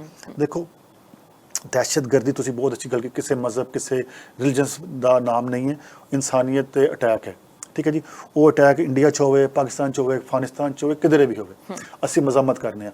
ਅਗਰ ਇੰਡੀਆ ਦੇ ਕਿਸੇ ਆਮ ਸ਼ਹਿਰੀ ਨੂੰ ਕਿਸੇ ਬੇਗੁਨਾਹ ਦੀ ਜਾਨ ਜਾਂਦੀ ਹੈ ਉਹ ਉਨੀ ਹੀ ਕਾਬਲੇ ਮਜ਼ਮਤ ਹੈ ਜਿੰਨੀ ਕਿਸੇ ਪਾਕਿਸਤਾਨੀ ਦੀ ਜਾਨ ਹੈ। ਤੋ ਲਿਹਾਜ਼ਾ ਮੈਂ ਸਮਝਦਾ ਕਿ ਮੋਦੀ ਸਾਹਿਬ ਨੂੰ ਇੱਕ ਸਟੈਪ ਅੱਗੇ ਵਧਣਾ ਚਾਹੀਦਾ ਹੈ। ਸਾਡੇ ਪ੍ਰਾਈਮ ਮਿਨਿਸਟਰ ਨੇ ਜਿਹਦੇ ਮੋਦੀ ਗੌਰਮੈਂਟ ਆਈ ਉਦੋਂ ਵੀ ਉਹਨਾਂ ਨੇ ਕਿਹਾ ਕਿ ਜੀ ਅਸੀਂ ਵੈਲਕਮ ਕਰਨੇ ਆ ਦੀ ਗੌਰਮੈਂਟ ਨੂੰ, ਅਸੀਂ ਚਾਹੁੰਦੇ ਹਾਂ ਕਿ ਗੱਲਬਾਤ ਦਾ ਸਿਲਸਿਲਾ ਅੱਗੇ ਵਧੇਗਾ। तो पाकिस्तान ते इंडिया दरमियान चंद अहम इशूज़ ने। साढ़ा बड़ा मसला इशू कश्मीर दा, लेकिन मुशर्रफ गौरमेंट दे विच एक बड़ी अच्छी डेवलपमेंट हुई सी। मेरे ख्याल उही डेवलपमेंट अगे वधाया जा सकदा कि मैन टू मैन कंटेंट लोगों नूं आपस दे विच जिहड़ा ना मिल के गल करन वास्ते जिहड़ा ना ओह अगे आना चाहिए और दोनों मुल्कों चाहिए कि लोगों के राबते वधान। और मैं समझना कि अफगानिस्तान के पीस वास्ते इंडिया और पाकिस्तान अगर मिलकर काम करते हैं तो मेरे ख्याल के मुताबिक ना कि अफगानिस्तान वास्ते बल्कि खिते वास्ते बड़ा अच्छा होएगा। देखो इंडिया की जी पॉलिसीज सन अफगानिस्तान के हवाले नाल वो बिल्कुल डिफरेंट सन, पाकिस्तान के डिफरेंट सन जी। जो लास्ट रजीम सी अफगानिस्तान जो गवर्नमेंट करती पई सी अशरफ गनी साहब दी उन्होंने फुल सपोर्ट करता सी इंडिया, जबकि पाकिस्तान में तलकों चंगे नहीं सन। ठीक है, सर इल्जाम है आंदा सी कि असं तालिबान सपोर्ट कर रहे हैं, तालिबान सपोर्ट कर रहे हैं, लेकिन पाकिस्तान ने कोशिश की कि अशरफ गनी का भी मामला तय किए जान। नो डाउट कि पाकिस्तान ने फैसिलिटेट किया तालिबान नाल मुज़ाकरात करने वास्ते अमरीका दे और अफगानिस्तान के लोगों के, लेकिन यह मनना कि पाकिस्तान का मुकम्मल कंट्रोल या फ्लूएंस है तालिबान बिल्कुल गलत है। वो किसी की उस लैवल पर जाके गल नहीं मानते, क्योंकि वो समझते हैं कि अपने मुल्क वास्ते जंग की है, अपने मुल्क पर जंग कर रहे हैं। ठीक है, किसी का थोड़ा बहुत असर होना, गल सुनना अलग गल है, लेकिन यह कहना कि मुकम्मल किसी के कंट्रोल च ने, मैं इस गल नहीं मानता। इसलिए मोदी साहब को चाहिए कि वह फोन चुकन, इमरान खान को फोन करन और कहन कि मैं तुहाडे नाल गल करना चाहना वा और अफगानिस्तान से गल करना चाहना, क्योंकि इंडिया का बहुत ज़्यादा सरमाया अफगानिस्तान लगा है। लेकिन तालिबान ने तमाम इंडियन चैनल्स ते, तमाम इंडियन मीडिया ते और हर चैनल ते बैठ के उन्होंने यही गल की कि असी इंडिया खिलाफ नहीं हाँ, असी कोई ऐसा इकदाम नहीं करांगे जिससे इंडिया नुकसान पहुंचेगा, असी अपनी सरजमीन नूं इंडिया खिलाफ इस्तेमाल नहीं होने देंगे। ਉਹ ਉੱਥੋਂ ਦੇ ਆਪਣੇ ਸਿੱਖ ਧਾਰਮਿਕ ਪਲੇਸਾਂ 'ਤੇ ਵੀ ਗਏ ਨੇ, ਉਹਨਾਂ ਦੇ ਤਾਲਿਬਾਨ ਦੇ ਬੰਦੇ ਉੱਥੇ ਜਾ ਕੇ ਉਹਨਾਂ ਨੂੰ ਮਿਲ ਕੇ ਆਏ ਨੇ, ਉਹਨਾਂ ਨੂੰ ਤਹਫੁਜ਼ ਦਿੱਤਾ। ਉਹ ਕੋਸ਼ਿਸ਼ ਕੀਤੀ ਕਿ ਜੀ ਤੁਸੀਂ ਇੱਥੇ ਨਾ ਜਾਓ, ਤੁਹਾਡੇ ਜੋ ਵੀ ਇਸ਼ੂ ਹੋਣਗੇ ਅਸੀਂ ਉਹਨੂੰ ਐਡਰੈਸ ਕਰਾਂਗੇ। ਖਬਰਾਂ ਐਵੇਂ ਆ ਰਹੀਆਂ ਨੇ ਕਿ ਉੱਥੇ ਜਿੰਨੇ ਵੀ ਤੁਸੀਂ ਕਹਿ ਲਓ ਕਿ ਡਿਫਰੈਂਟ ਰਿਲੀਜੀਅਸ ਪਲੇਸਿਸ ਨੇ, ਧਾਰਮਿਕ ਜਗ੍ਹਾ ਨੇ, ਉਹਨੂੰ ਮੁਕੰਮਲ ਤਹਫੁਜ਼ ਦੇਣ ਦਾ ਤਾਲਿਬਾਨ ਨੇ ਐਲਾਨ ਕੀਤਾ ਔਰ ਉਮੀਦ ਕੀਤੀ ਜਾਂਦੀ ਹੈ ਕਿ ਉਹ ਆਪਣੇ ਇਸ ਵਾਅਦੇ ਦਾ ਨੂੰ ਪੂਰਾ ਕਰਨਗੇ ਔਰ ਨਿਭਾਉਣਗੇ। ਲੇਕਿਨ ਮੈਂ ਫਿਰ ਗੱਲ ਕਰਾਂ ਕਿ ਪਾਕਿਸਤਾਨ ਨੂੰ, ਇੰਡੀਆ ਨੂੰ, ਚਾਈਨਾ ਨੂੰ, ਰਸ਼ੀਆ ਨੂੰ, ਈਰਾਨ ਨੂੰ, ਇਹ ਉਹ ਪਲੇਅਰ ਨੇ ਜਿਹੜੇ ਇਸ ਖਿੱਤੇ 'ਚ ਇਕੱਠੇ ਬੈਠ ਕੇ ਨਾ ਸਿਰਫ ਅਫਗਾਨਿਸਤਾਨ ਬਲਕਿ ਪੂਰੇ ਖਿੱਤੇ ਦੇ ਪੀਸ ਵਾਸਤੇ ਕੰਮ ਕਰ ਸਕਦੇ ਨੇ। ਔਰ ਜਿਹੜੇ ਸਾਡੇ ਉੱਥੇ ਗਰੀਬ ਲੋਕ ਨੇ ਪਾਕਿਸਤਾਨ ਇੰਡੀਆ ਦੇ, ਉਹਨਾਂ ਦੀ ਬਿਹਤਰੀ ਵਾਸਤੇ ਹੁਣ ਵਕਤ ਆ ਗਿਆ ਹੈ ਕਿ ਇੰਡੀਆ ਪਾਕਿਸਤਾਨ ਨੂੰ ਗੱਲਬਾਤ ਕਰਨੀ ਚਾਹੀਦੀ ਹੈ। ਅਸੀਂ ਇਹ ਨਹੀਂ ਕਹਿੰਦੇ ਕਿ ਸੂਬਾ ਕਸ਼ਮੀਰ ਦਾ ਇਸ਼ੂ ਹੱਲ ਹੋ ਜਾਏਗਾ ਜਾਂ ਹੋ ਜਾਏ, ਅਸੀਂ ਇਹ ਚਾਹੁੰਦੇ ਗੱਲਬਾਤ ਸ਼ੁਰੂ ਹੋ ਜਾਏ। ਗੱਲਬਾਤ ਸ਼ੁਰੂ ਹੋਏਗੀ ਤੇ ਆਸਤੇ ਆਸਤੇ ਸਾਰੇ ਮਸਲੇ ਹੱਲ ਹੁੰਦੇ ਚਲੇ ਜਾਣਗੇ। ਜਿੱਲੇ ਇੱਕ ਦੂਸਰੇ ਟਰਸਟ ਬਣੇਗਾ ਤੇ ਗੱਲਬਾਤ ਅੱਗੇ ਚੱਲੇਗੀ, ਟਰਸਟ ਨਹੀਂ ਹੋਏਗਾ ਤੇ ਗੱਲਬਾਤ ਅੱਗੇ ਨਹੀਂ ਚੱਲੇਗੀ।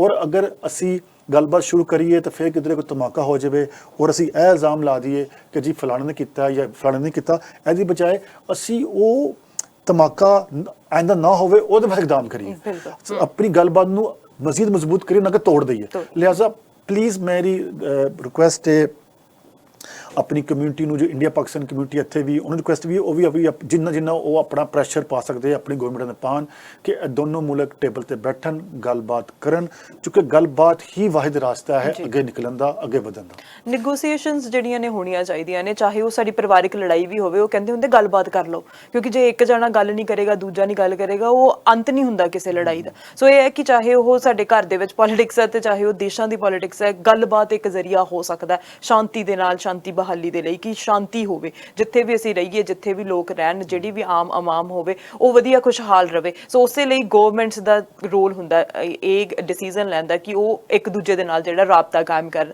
ਪਰ ਹੁਣ ਅਮਰੀਕਾ ਦੀ ਵੀ ਗੱਲ ਕਰ ਲੈਂਦੇ ਆ ਜਾਂਦੇ ਜਾਂਦੇ ਕਾਮਰਨ ਜੀ, ਕਿ ਅਮਰੀਕਾ ਨੇ ਸੈਨਾ ਉੱਥੋਂ ਵਾਪਸ ਲੈਣ ਦਾ ਫੈਸਲਾ ਲਿਆ, ਉਸ ਤੋਂ ਬਾਅਦ ਇਹ ਸਾਰੀ ਸਥਿਤੀ ਜਿਹੜੀ ਸਾਹਮਣੇ ਆਈ ਹੈ। ਹੁਣ ਤੁਹਾਨੂੰ ਕੀ ਲੱਗਦਾ ਕਿ ਅਮਰੀਕਾ ਤੋਂ ਜੋ ਇਹ ਫੈਸਲਾ ਲਿਆ ਸੀ ਕਿ ਅਸੀਂ ਆਪਣੇ ਸੈਨਿਕ ਵਾਪਸ ਬੁਲਾ ਲਾਂਗੇ, ਉਹ ਸਹੀ ਸੀ? ਜੇ ਉਹ ਸਹੀ ਸੀ ਤਾਂ ਹੁਣ ਜੋ ਹਾਲਾਤ ਹੈ ਉਹ ਹਾਲਾਤ ਦੇਖ ਕੇ ਉਹਨਾਂ ਨੂੰ ਇਹ ਫੈਸਲਾ ਹਜੇ ਫਿਰ ਤੋਂ ਦੁਬਾਰਾ ਸੋਚ ਲੈਣਾ ਚਾਹੀਦਾ, ਦੁਬਾਰਾ ਤੋਂ ਵਿਚਾਰ ਲੈਣਾ ਚਾਹੀਦਾ? ਬੇਸਿਕਲੀ ਦੇਖੋ ਜੀ, ਅਮਰੀਕਾ ਦੀ ਆਪਣੀ ਪਾਲਿਸੀਜ਼ ਨੇ। ਅਮਰੀਕਾ ਨੇ ਆਪਣੀ ਫੋਰਸਿਸ ਉੱਥੇ ਲੈ ਕੇ ਆਏ ਸਨ ਤੇ ਉਹਨਾਂ ਦੀ ਇੱਕ ਪਾਲਿਸੀ ਦਾ ਹਿੱਸਾ ਸੀ। ਫੋਰਸਿਸ ਲੈ ਕੇ ਜਾ ਰਹੇ ਨੇ, ਉਹਨਾਂ ਦੀ ਪਾਲਿਸੀ ਦਾ ਹਿੱਸਾ। ਟਰੰਪ ਨੇ ਇਹ ਐਗਰੀਮੈਂਟ ਕੀਤਾ ਸੀ, ਜੋ ਬਾਈਡਨ ਨੇ ਉਸ ਐਗਰੀਮੈਂਟ ਨੂੰ ਅੱਗੇ ਵਧਾਇਆ। ਟਰੰਪ ਨੇ ਤਾਂ ਖੈਰ ਜੂਨ ਜੁਲਾਈ ਦੇ ਕੇਸਿਸ ਆਪਣੀ ਫੋਰਸਿਸ ਲੈ ਜਾਵਾਂਗੇ ਨਾ, ਥੋੜਾ ਟਾਈਮ ਲਾਈਨ ਵਧਾ ਕੇ ਗੱਲ ਕੀਤੀ ਹੈ। ਬੇਸਿਕਲੀ ਨਾ ਅਮਰੀਕਾ ਇਹ ਸਮਝਦਾ ਔਰ ਚਾਹੁੰਦਾ ਕਿ ਸਾਡਾ ਉੱਥੇ ਤੋਂ ਫੋਰਸਿਸ ਦਾ ਰਹਿਣ ਦਾ ਹੁਣ ਫਾਇਦਾ ਨਹੀਂ ਗਾ, ਉਹਦਾ ਨੁਕਸਾਨ ਹੈ, ਸਾਡੀ ਇਕਨੋਮੀ ਨੂੰ ਨੁਕਸਾਨ ਵੀ ਹੋ ਰਿਹਾ, ਸਾਡਾ ਟੈਕਸ ਪੇਜ਼, ਲੋਕਾਂ ਦੇ ਪੈਸੇ ਜ਼ਾਇਆ ਹੋ ਰਹੇ ਨੇ। ਤੁਸੀਂ ਇਹ ਕਹਿ ਸਕਦੇ ਹੋ ਕਿ ਉਹਨਾਂ ਦੀ ਫੌਜਾਂ ਕੱਢਣ ਤਰੀਕੇ ਦਾ ਇਖਤਲਾਫ ਹੋ ਸਕਦਾ। ਦੇਖੋ, ਜਿਸ ਵੇਲੇ ਮੁਜ਼ਾਕਰਾਤ ਹੋ ਰਹੇ ਸੀ ਔਰ ਟਰੰਪ ਨੇ ਜਿਸਲੇ ਕਿਹਾ ਸੀ ਕਿ ਅਸੀਂ ਆਪਣੀ ਫੋਰਸਿਸ ਇੱਥੋਂ ਕੱਢ ਲਾਂਗੇ, ਮੈਂ ਦੱਸਣਾ ਚਾਹੁੰਦਾ ਵਾਂ, ਲੋਕਾਂ ਨੂੰ ਵੀ ਯਾਦ ਕਰਵਾਉਣਾ ਚਾਹੁੰਦਾ ਵਾਂ, ਉਦੋਂ ਪਾਕਿਸਤਾਨ ਨੇ ਬੜਾ ਕਲੀਅਰ ਕਿਹਾ ਅਮਰੀਕਾ ਨੂੰ ਕਿ ਤੁਸੀਂ ਇੱਥੇ ਸੈਟਲਮੈਂਟ ਹੋਣ ਤੱਕ ਆਪਣੀ ਫੋਰਸਿਸ ਨਾ ਕੱਢੋ, ਇੱਥੇ ਹਾਲਾਤ ਖਰਾਬ ਹੋਣਗੇ। ਪਾਕਿਸਤਾਨ ਨੇ ਬਕਾਇਦਾ ਅਮਰੀਕਾ ਨੂੰ ਆਫੀਸ਼ੀਅਲੀ ਤੌਰ ਤੇ ਕਿਹਾ ਸੀ ਕਿ ਜਿੰਨੀ ਦੇਰ ਤੱਕ ਪੀਸ ਸੈਟਲਮੈਂਟ ਨਹੀਂ ਹੁੰਦੀ ਅਫਗਾਨਿਸਤਾਨ ਦੇ ਵਿੱਚ, ਤੁਸੀਂ ਆਪਣੀ ਫੋਰਸਿਸ ਨਾ ਕੱਢੋ। ਇਹ ਨਾ ਸਿਰਫ ਪਾਕਿਸਤਾਨ ਵਾਸਤੇ, ਅਫਗਾਨਿਸਤਾਨ ਵਾਸਤੇ, ਪੂਰੇ ਖਿੱਤੇ ਵਾਸਤੇ ਜ਼ਰੂਰੀ ਹੈ। ਲੇਕਿਨ ਅਮਰੀਕਾ ਨੇ ਉਦੋਂ ਕਿਹਾ ਕਿ ਨਹੀਂ, ਅਸੀਂ ਆਪਣੀ ਫੋਰਸਿਸ ਫੌਰੀ ਕੱਢਾਂਗੇ। ਠੀਕ ਹੈ, ਦੇਖੋ ਜਿਹਦਾ ਨੁਕਸਾਨ ਤੁਹਾਡੇ ਸਾਹਮਣੇ ਨਜ਼ਰ ਵੀ ਆ ਰਿਹਾ।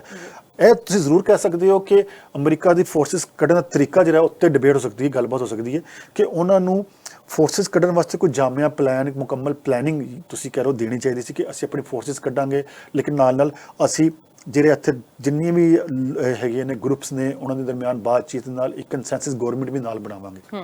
ਲੇਕਿਨ ਆਈ ਡੋਂਟ ਨੋ ਕਿ ਟਰੰਪ ਦੇ ਦਿਮਾਗ 'ਚ ਕੀ ਸੀ ਜਾਂ ਜੋ ਬੜੇ ਦਿਮਾਗ 'ਚ ਕੀ ਹੈ ਕਿ ਉਹਨਾਂ ਨੇ ਕਿਹਾ ਫੌਰੀ ਤੌਰ 'ਤੇ ਫੋਰਸਿਸ ਕੱਢੇ ਜਾਣ। ਲੇਕਿਨ ਸੁਣਨ 'ਚ ਇਹ ਵੀ ਆਇਆ ਕਿ ਬੈਕ ਚੈਨਲ ਡਿਪਲੋਮੇਸੀ ਜਦੋਂ ਤਾਲਿਬਾਨ ਨਾਲ ਜਾਰੀ ਸੀ ਜਾਂ ਜਾਰੀ ਹੈ, ਔਰ ਉਹ ਚਾਹ ਰਹੇ ਕਿ ਅਸੀਂ ਆਪਣੀ ਫੋਰਸਿਸ ਕੱਢਣ ਤੋਂ ਬਾਅਦ ਅਸੀਂ ਆਪਣਾ ਇਨਫਲੂਐਂਸ ਇਸਤੇਮਾਲ ਕਰਾਂਗੇ ਔਰ ਉਸ ਤੋਂ ਬਾਅਦ ਅਸੀਂ ਇਸ ਮੁਲਕ ਦੇ ਵਿੱਚ ਉਹ ਗਵਰਨਮੈਂਟ ਬਣਾਵਾਂਗੇ ਜੋ ਸਭ ਨੂੰ ਕਾਬਿਲ ਕਬੂਲ ਹੈ। ਅਮਰੀਕਾ ਨੇ ਤੇ ਬੜਾ ਓਪਨਲੀ ਕਿਹਾ ਕਿ ਅਸੀਂ ਤਾਲਿਬਾਨ ਦੀ ਗਵਰਨਮੈਂਟ ਨੂੰ ਮੰਨਾਂਗੇ ਨਹੀਂ, ਜਿੰਨੀ ਦੇਰ ਤੱਕ ਤਮਾਮ ਗਰੁੱਪ ਮਿਲ ਕੇ ਇੱਥੇ ਗਵਰਨਮੈਂਟ ਨਾ ਬਣਾਉਣਾ, ਅਸੀਂ ਕਿਸੇ ਗਵਰਨਮੈਂਟ ਨੂੰ ਨਹੀਂ ਮੰਨਾਂਗੇ। ਇਹ ਅਮਰੀਕਾ ਦੀ ਪਾਲਿਸੀ ਹੈ। ਲੇਕਿਨ ਨਾਲ ਅਮਰੀਕਾ ਵੀ ਕਰ ਰਿਹਾ ਕਿ ਤਾਲਿਬਾਨ ਨੂੰ ਅੰਗੇਜ ਵੀ ਕੀਤਾ ਹੋਇਆ ਹੈ, ਆਪਣੇ ਫੋਰਸਿਸ ਫੌਰੀ ਤੌਰ 'ਤੇ ਕੱਢ ਰਹੇ ਔਰ ਬਾਰ-ਬਾਰ ਕਹਿ ਰਹੇ ਸੀ 31 ਅਗਸਤ ਤੱਕ ਆਪਣੇ ਸਾਰੇ ਇੱਥੋਂ ਫੋਰਸਿਸ ਲੈ ਜਾਵਾਂਗੇ। ਬਹਰਹਾਲ ਅਮਰੀਕਾ ਦੀ ਪਾਲਿਸੀ ਜੀ ਅਮਰੀਕਾ ਵੀ ਸਮਝਦਾ, ਲੇਕਿਨ ਇਹ ਜ਼ਰੂਰ ਅਸੀਂ ਕਹਿ ਸਕਦੇ ਹਾਂ ਕਿ ਅਮਰੀਕਾ ਦੀ ਫੌਰੀ ਤੌਰ 'ਤੇ ਫੋਰਸਿਸ ਕੱਢਣ ਨਾਲ ਖਿੱਤੇ ਦੇ ਵਿੱਚ ਪ੍ਰੋਬਲਮ ਹੋਇਆ ਔਰ ਇਹ ਜਿਹੜੀ ਦਹਿਸ਼ਤਗਰਦੀ ਹੋਈ ਹੈ ਉਹਦਾ ਵੀ ਕਿਸੇ ਨਾ ਕਿਸੇ ਹੱਦ ਤੱਕ ਇਸ ਪਾਲਿਸੀ ਜਿਹੜਾ ਉਹਨਾਂ ਮੁਤਜ਼ਾਦ ਜਿਹੜੀ ਹੈ ਤੁਸੀਂ ਕਹਿ ਲਓ ਰਾਏ ਕਾਇਮ ਕੀਤੀ ਜਾ ਸਕਦੀ ਹੈ। ਔਰ ਇਹ ਕਿਹਾ ਜਾ ਸਕਦਾ ਕਿ ਅਮਰੀਕਾ ਨੂੰ ਹਜੇ ਵੀ ਥੋੜ੍ਹਾ ਸੋਚਣਾ ਚਾਹੀਦਾ ਕਿ ਉਹ ਇਸ ਖਿੱਤੇ ਵਾਸਤੇ ਕੀ ਇਕਦਾਮਾਤ ਉਠਾਏਗਾ, ਕੀ ਪਾਲਿਸੀ ਲੈ ਕੇ ਆਏਗਾ ਜਿਹਦਾ ਕਿ ਖਿੱਤਾ ਜਿਹੜਾ ਹੈ ਉਹ 'ਚ ਇਸਤਕਾਮ ਆਏ। ਦੇਖੇ, ਅਮਰੀਕੀ ਮਫਾਦਾਤ ਦਾ ਤਹਫੁਜ਼ ਉਦੋਂ ਹੀ ਹੋ ਸਕਦਾ ਹੈ ਜਦੋਂ ਅਫਗਾਨਿਸਤਾਨ 'ਚ ਪੀਸ ਹੋਏਗਾ। ਅਫਗਾਨਿਸਤਾਨ 'ਚ ਪੀਸ ਹੋਏਗਾ, ਅਮਰੀਕੀ ਮਫਾਦਾਤ ਜਿਹੜੇ ਨੇ ਉਹ ਵੀ ਕਾਇਮ ਰਹਿਣਗੇ। ਔਰ ਖਾਲੀ ਪਾਕਿਸਤਾਨ ਤੇ ਬਲੇਮ ਕਰਨਾ, ਪ੍ਰੈਸ਼ਰ ਪਾਉਣਾ ਠੀਕ ਨਹੀਂ। ਪਾਕਿਸਤਾਨ ਇੱਕ ਹੱਦ ਤੋਂ ਵੱਧ ਕੁਝ ਨਹੀਂ ਕਰ ਸਕਦਾ ਅਫਗਾਨਿਸਤਾਨ ਦੇ ਵਿੱਚ। ਦੇਖੋ, ਅਗਰ ਅਮਰੀਕਾ ਜਿਹਾ ਮੁਲਕ, ਰਸ਼ੀਆ ਜਿਹਾ ਮੁਲਕ ਜਿਹੜੇ ਨੇ ਉਹ ਉੱਥੋਂ ਵਾਪਸ ਚਲੇ ਗਏ ਨੇ ਤਾਂ ਪਾਕਿਸਤਾਨ ਦੇ ਸਾਹਮਣੇ ਕੋਈ ਮਜ਼ਬੂਤ ਮੁਲਕ ਨਹੀਂ। ਠੀਕ ਹੈ, ਪਾਕਿਸਤਾਨ ਇੱਕ ਹੱਦ ਤੱਕ ਆਪਣੀ ਅਸਰ ਰਸੂਖ ਇਸਤੇਮਾਲ ਕਰ ਸਕਦਾ ਹੈ, ਲੇਕਿਨ ਤੁਸੀਂ ਸਾਰਾ ਮਲਬਾ ਪਾਕਿਸਤਾਨ ਦੇ ਪਾ ਕੇ ਚਲੇ ਜਾਓ ਕਿ ਜੀ ਪਾਕਿਸਤਾਨ ਸਾਰੇ ਮਸਲੇ ਹੱਲ ਕਰੇ, ਤਾਂ ਇਹ ਠੀਕ ਨਹੀਂ ਹੈ। ਪਾਕਿਸਤਾਨ ਦੇ ਨਾਲ ਦੁਨੀਆ ਨੂੰ ਖੜਾ ਹੋਣਾ ਪਏਗਾ, ਅਫਗਾਨਿਸਤਾਨ ਦੇ ਨਾਲ ਦੁਨੀਆ ਨੂੰ ਖੜਾ ਹੋਣਾ ਪਏਗਾ ਤਾਂ ਕਿ ਇਸ ਖਿੱਤੇ 'ਚ ਇਸਤਕਾਮ ਆਏ। ਔਰ ਅਮਰੀਕਾ ਨੂੰ ਆਪਣੀ ਪਾਲਿਸੀ ਨੂੰ ਰਿਵਿਊ ਕਰਨ ਦੀ ਜ਼ਰੂਰਤ ਹੈ। ਇਸ ਵਾਸਤੇ ਹੈ ਵੇ ਫੋਰਸਿਸ ਆਪਣੀ ਲੈ ਕੇ ਜਾ ਰਿਹਾ, ਲੇਕਿਨ ਉਹ ਕੀ ਐਸੇ ਇਕਦਾਮ ਉਠਾ ਰਿਹਾ ਕਿ ਇਸ ਖਿੱਤੇ ਦੇ ਵਿੱਚ ਅਮਨ ਰਹੇ, ਉਹਦੇ ਵਾਸਤੇ ਕੋਈ ਰੋਡ ਮੈਪ ਹਜੇ ਦਿੱਤਾ ਨਹੀਂ। ਬਿਲਕੁਲ, ਜਿਵੇਂ ਤੁਸੀਂ ਕਿਹਾ ਕਿ ਰੋਡ ਮੈਪ ਅਜੇ ਨਹੀਂ ਹੈਗਾ, ਪਰ ਇਹ ਹੈ ਕਿ ਉੱਥੇ ਨੁਕਸਾਨ ਹੋ ਰਿਹਾ। ਉੱਥੇ ਜਿਵੇਂ ਕਿਹਾ ਕਿ ਪਾਕਿਸਤਾਨ ਦੇ ਉੱਤੇ ਵੀ ਤੁਸੀਂ ਭਾਰ ਨਹੀਂ ਪਾ ਸਕਦੇ ਕਿ ਇਕੱਲਾ ਪਾਕਿਸਤਾਨ ਉਸ ਸਥਿਤੀ ਦੇ ਨਾਲ ਨਜਿੱਠੇਗਾ। ਪਰ ਹੁਣ ਜਦੋਂ ਅਸੀਂ ਉੱਥੋਂ ਦੇ ਲੋਕਾਂ ਦੀ ਗੱਲ ਕਰਦੇ ਹਾਂ ਕਿ ਉੱਥੋਂ ਫੋਰਨਰ ਲੋਕ ਕੱਢੇ ਜਾ ਰਹੇ ਹੈਗੇ ਨੇ, ਆਮ ਲੋਕ ਵੀ ਕਹਿੰਦੇ ਕਿ ਅਸੀਂ ਉੱਥੋਂ ਨਿਕਲਣਾ ਚਾਹੁੰਦੇ ਹਾਂ, ਅਸੀਂ ਉੱਥੋਂ ਬਾਹਰ ਆਉਣਾ ਚਾਹੁੰਦੇ ਹਾਂ। ਅਸੀਂ ਜਦੋਂ ਵੀਡੀਓਜ਼ ਦੇਖਦੇ ਹਾਂ ਉਹਦੇ ਵਿੱਚ ਬੱਚਿਆਂ ਨੂੰ ਸਿੱਟਦੇ ਦਿਖਾਈ ਦੇ ਰਹੇ ਨੇ ਕਿ ਤੁਸੀਂ ਸਾਡੇ ਬੱਚਿਆਂ ਨੂੰ ਕਿਵੇਂ ਨਾ ਕਿਵੇਂ ਲੈ ਜਾਓ ਇੱਥੇ, ਅਸੀਂ ਬਾਅਦ 'ਚ ਆ ਜਾਵਾਂਗੇ। ਉੱਥੋਂ ਦੇ ਲੋਕ ਜਿਹੜੇ ਨੇ ਉਹ ਵੀ ਅਸਲ ਦੇ ਵਿੱਚ ਡਰ ਰਹੇ ਹੈਗੇ ਨੇ, ਚਾਹੇ ਅਸੀਂ ਔਰਤਾਂ ਦੀ ਗੱਲ ਕਰ ਲਈਏ ਜਾਂ ਉੱਥੋਂ ਦੇ ਲੋਕਾਂ ਦੀ ਸਥਿਤੀ ਦੀ ਗੱਲ ਕਰ ਲਈਏ। ਤੁਹਾਡੇ ਮੁਤਾਬਿਕ, ਤੁਹਾਡੇ ਸੂਤਰਾਂ ਦੇ ਮੁਤਾਬਿਕ ਉੱਥੋਂ ਦੇ ਆਮ ਲੋਕਾਂ ਦੀ ਸਥਿਤੀ ਹੈ ਜਿਹੜੀ ਉਹ ਕੀ ਬਿਆਨ ਕਰਦੀ ਹੈ? ਦੇਖੋ, ਸਾਡੇ ਕੋਲ ਸਿਰਫ ਤਸਵੀਰਾਂ ਆ ਰਹੀ ਕਾਬਲ ਦੀਆਂ, अब देखो ना ਹੁਣ ਕਾਬਲ ਦੇ ਵਿੱਚ ਵੀ ਮਤਲਬ 8-10 ਮਿਲੀਅਨ ਕਰੀਬ ਲੋਕ ਰਹਿੰਦੇ ਨੇ।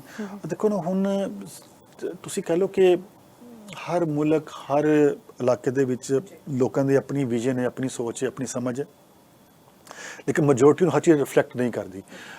ਅਸੀਂ ਜਿਹੜੀ ਚੀਜ਼ ਦੇਖ ਰਹੇ ਹਾਂ ਨਾ, ਇਹ ਮੋਸਟਲੀ ਤੁਸੀਂ ਕਹਿ ਲਓ ਕਿ ਉਹ ਲੋਕ ਨੇ ਜਿਹਦੇ 'ਚ ਜਨਮਨ ਲੋਕ ਸ਼ਾਇਦ ਇਹ ਡਰ ਵੀ ਰਹੇ ਨੇ ਕਿ ਸਾਡੇ ਨਾਲ ਕੀ ਸਲੂਕ ਹੋਏਗਾ।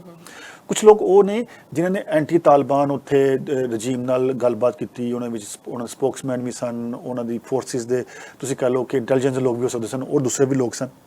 ਉਹ ਵੀ ਸਮਝਦੇ ਨੇ ਸ਼ਾਇਦ ਸਾਡੇ ਨਾਲ ਕੁਝ ਇੱਥੇ ਬੁਰਾ ਹੋਏਗਾ, ਅਸੀਂ ਇਹ ਮੁਲਕ ਛੱਡ ਦਈਏ। ਕੁਝ ਲੋਕ ਅਪਰਚੂਨਿਸਟ ਵੀ ਹੁੰਦੇ ਆ ਕਿ ਅੱਛੇ ਮੁਲਕ ਵਿੱਚ ਜਾ ਕਰ ਅੱਛੀ ਜ਼ਿੰਦਗੀ ਗੁਜ਼ਾਰਨ ਵਾਸਤੇ ਵੀ ਉਹ ਐਕਸਪਲੋਰ ਕਰ ਰਹੇ ਹੁੰਦੇ ਕਿ ਨਹੀਂ ਜੀ ਸਾਨੂੰ ਇੱਥੇ ਖਤਰਾ ਹੈ ਤੇ ਅਸੀਂ ਚਲੇ ਜਾਈਏ, ਅਮਰੀਕਾ ਚਲੇ ਜਾਈਏ, ਅਸੀਂ ਕੈਨੇਡਾ ਚਲੇ ਜਾਈਏ, ਯੂਰਪ ਚਲੇ ਜਾਈਏ। ਉਹ ਵੀ ਕੁਝ ਲੋਕ ਹੁੰਦੇ ਆ। ਲੇਕਿਨ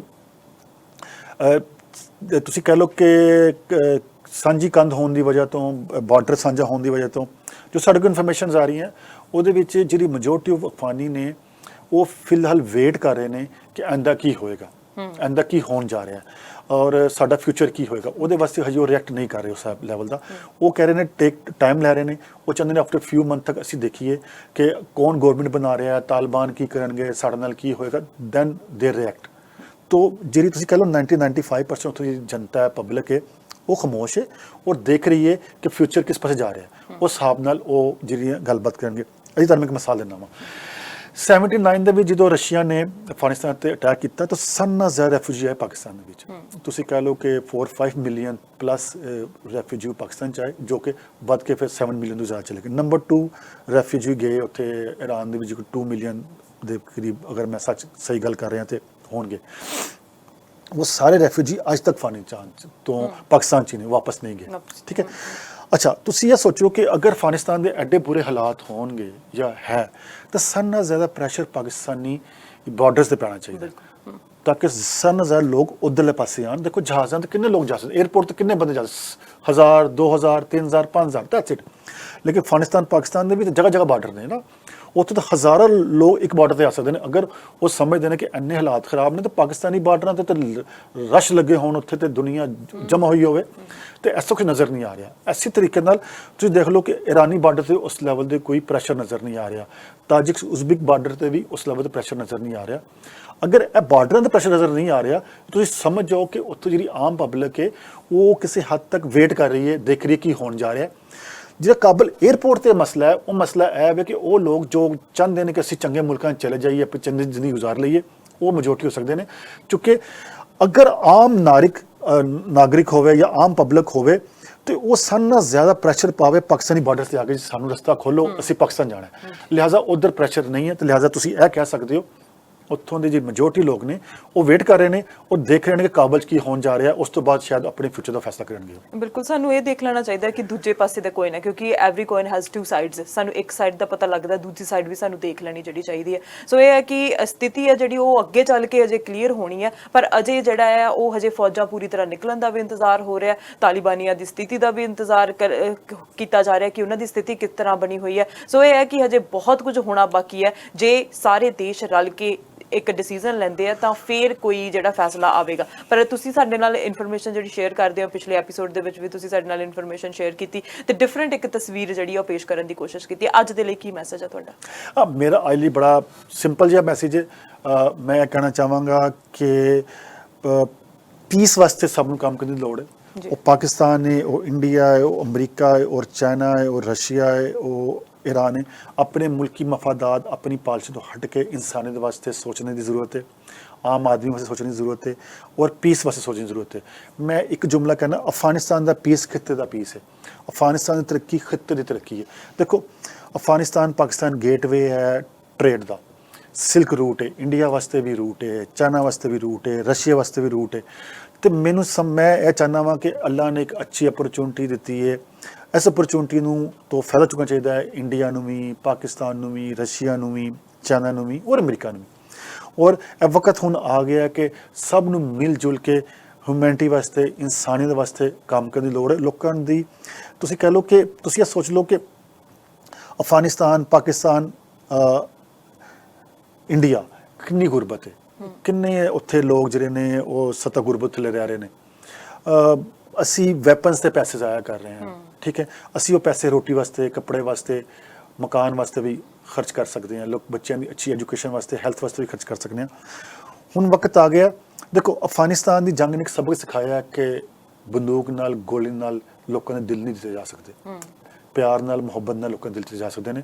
ਤੇ ਮੇਰਾ ਇਹ ਪੈਗਾਮ ਹੈ ਕਿ ਮੁਹੱਬਤ, ਪਿਆਰ ਨਾਲ ਦਿਲ ਜਿੱਤੋ ਇੱਕ ਦੂਸਰੇ ਦੇ, ਔਰ ਤਰੱਕੀ ਵਾਸਤੇ ਸੋਚੋ। ਜੀ ਬਿਲਕੁਲ, ਥੈਂਕ ਯੂ ਜੀ ਸੋ ਮਚ, ਤੁਸੀਂ ਟਾਈਮ ਕੱਢਿਆ ਤੇ ਸਾਡੇ ਨਾਲ ਇੰਨੀ ਜ਼ਿਆਦਾ ਇਨਫੋਰਮੇਸ਼ਨ ਜਿਹੜੀ ਹੈ ਸ਼ੇਅਰ ਕੀਤੀ। ਥੈਂਕ ਯੂ ਸੋ ਮਚ ਜੀ ਵੈਲਕਮ। ਸੋ ਮਿਸਟਰ ਕਾਮਰਾਨ ਗੁਰਾਇਆ ਇਹਨਾਂ ਦੇ ਨਾਲ ਅੱਜ ਗੱਲ ਹੋਈ ਹੈ, ਜਿਨ੍ਹਾਂ ਨੇ ਸਾਨੂੰ ਅਫਗਾਨਿਸਤਾਨ ਦੀ ਸਥਿਤੀ, ਪਾਕਿਸਤਾਨ ਦੀ ਸਥਿਤੀ ਦੇ ਬਾਰੇ ਦੱਸਿਆ, ਨਾਲ ਹਿਸਟਰੀ ਦੇ ਬਾਰੇ ਵੀ ਜਾਣੂ ਕਰਵਾਇਆ ਕਿ ਜੇ ਅਸੀਂ ਗੱਲ ਕਰੀਏ ਕਿ ਪਾਕਿਸਤਾਨ ਦੇ ਵਿੱਚ ਕਿਸ ਤਰ੍ਹਾਂ ਲੋਕ ਰਹਿ ਰਹੇ ਨੇ, ਕਿਸ ਤਰ੍ਹਾਂ ਜਦੋਂ ਇਸ ਤਰ੍ਹਾਂ ਦੀ ਸਥਿਤੀ ਸਾਹਮਣੇ ਆਉਂਦੀ ਹੈ ਤੇ ਕਿਸ ਤਰ੍ਹਾਂ ਮਨੁੱਖਤਾ ਦਾ ਘਾਣ ਹੁੰਦਾ, ਸਿਰਫ ਤੇ ਸਿਰਫ ਲੋਕ ਜਿਹੜੇ ਨੇ, ਆਮ ਲੋਕ, ਉਹਨਾਂ ਦੇ ਉੱਤੇ ਅਸਰ ਹੁੰਦਾ, ਉਹ ਉਹਨਾਂ ਦੇ ਦਿਲਾਂ ਦੇ ਵਿੱਚ, ਕਿਉਂਕਿ ਇਹਨਾਂ ਨੇ ਵੀ ਇੱਕ ਸਟੋਰੀ ਸ਼ੇਅਰ ਕੀਤੀ ਹੈ ਕਿ ਦਿਲਾਂ ਦੇ ਵਿੱਚ ਸਾਡੇ ਕਿਸ ਤਰ੍ਹਾਂ ਦਾ ਖੌਫ ਸੀਗਾ ਤੇ ਉਹ ਹਜੇ ਵੀ ਯਾਦ ਹੈਗਾ ਆ। ਸੋ ਅਸੀਂ ਨਾ ਚਾਹੀਏ ਕਿ ਬੱਚਿਆਂ ਦੇ ਦਿਲਾਂ ਦੇ ਵਿੱਚ ਅਜਿਹੀਆਂ ਘਟਨਾਵਾਂ ਜਿਹੜੀਆਂ ਨੇ ਉਹ ਯਾਦ ਰਹਿਣ, ਸਿਰਫ ਤੇ ਸਿਰਫ ਸ਼ਾਂਤੀ ਬਹਾਲ ਹੋਵੇ। ਹੁਣ ਇਹ ਡਿਸੀਜਨ ਲੈਣਾ ਸਰਕਾਰਾਂ ਦਾ ਕੰਮ ਹੈ, ਚਾਹੇ ਉਹ ਭਾਰਤ ਦੀ ਗੱਲ ਕਰ ਲਈਏ, ਪਾਕਿਸਤਾਨ ਦੀ ਗੱਲ ਕਰ ਲਈਏ, ਅਮਰੀਕਾ, ਕੈਨੇਡਾ, ਕਿਸੇ ਵੀ ਦੇਸ਼ ਦੀ ਗੱਲ ਕਰ ਲਈਏ, ਸਰਕਾਰਾਂ ਜਿਹੜੀਆਂ ਨੇ ਜੇ ਉਹ ਚਾਹਣ ਤਾਂ ਕੁਝ ਵੀ ਹੋ ਸਕਦਾ ਹੈ, ਸ਼ਾਂਤੀ ਆ ਸਕਦੀ ਹੈ। ਸੋ ਅਸੀਂ ਵੀ ਇਹੀ ਮੈਸੇਜ ਦੇਣਾ ਚਾਹੁੰਦੇ ਹਾਂ ਕਿ ਜੋ ਵੀ ਕੋਈ ਡਿਸੀਜਨ ਹੋਵੇ ਉਹ ਸ਼ਾਂਤੀ ਨੂੰ ਮੁੱਖ ਰੱਖ ਕੇ ਹੋਵੇ, ਬੱਚਿਆਂ ਨੂੰ, ਫਿਊਚਰ ਨੂੰ ਮੁੱਖ ਰੱਖ ਕੇ ਹੋਵੇ। ਤੁਹਾਡੇ ਤੱਕ ਇਨਫੋਰਮੇਸ਼ਨ ਇਸੇ ਤਰ੍ਹਾਂ ਪਹੁੰਚਾਉਂਦੇ ਰਵਾਂਗੇ। ਦੇਖਦੇ ਰਹੋ ਸਾਂਝਾ ਟੀਵੀ ਤੇ ਮੈਨੂੰ ਅਰਸ਼ਦੀਪ ਨੂੰ ਦਿਓ ਇਜਾਜ਼ਤ। ਸਤਿ ਸ਼੍ਰੀ ਅਕਾਲ।